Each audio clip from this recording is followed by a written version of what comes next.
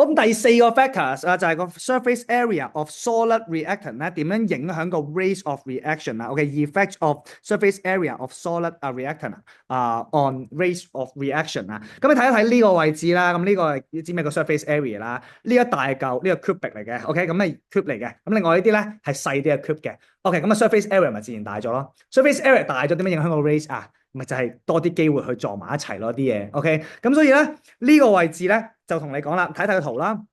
如果個 surface area 細嘅時候，其實得呢個表面面積咧去做嗰個嘅 collision 嘅啫。但係如果你打散咗佢之後咧，其實咧就多啲機會去做個 collision 咯。咁呢度就同你講第一點就係 powder reactant 啊，即係如果係一啲嘅 powder form 嘅 reactant 啦，即係粒粒狀啦，我唔知中文係咩，粒狀嘅嗰啲 reactant 啦，佢就應該會有 greater surface area than granular reactant，即係夾得大嚿嘅一個 reactant 咯。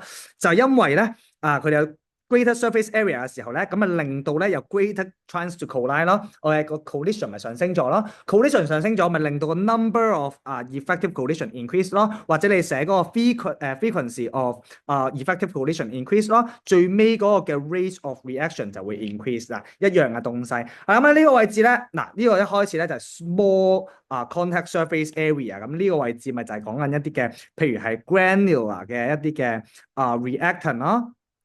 好，咁如果咧我哋用一啲嘅 higher surface area 嘅 reactant 嘅時候咧，咁咧個 initial rate 咧就應該快好多嘅。OK，咁而呢一種嘅 reactant 咧，其實就係一啲嘅 powder form 啦，粒狀嘅啦。咁所以咧你可以寫翻低啦。咁呢個就係一個 high contact surface area 嘅 reactant 嚟嘅。當你有多啲嘅contact surface area 嘅時候咧，自然個 collision 就上升咗啦。The number of collision 上升啦，所以咧個 number of effective collision 上升啦，最尾個 reaction rate 就上升咗啦，見到就會快咗啦。OK，咁呢個咧就係 surface area 咧點樣影響咧個 rate of reaction 嘅。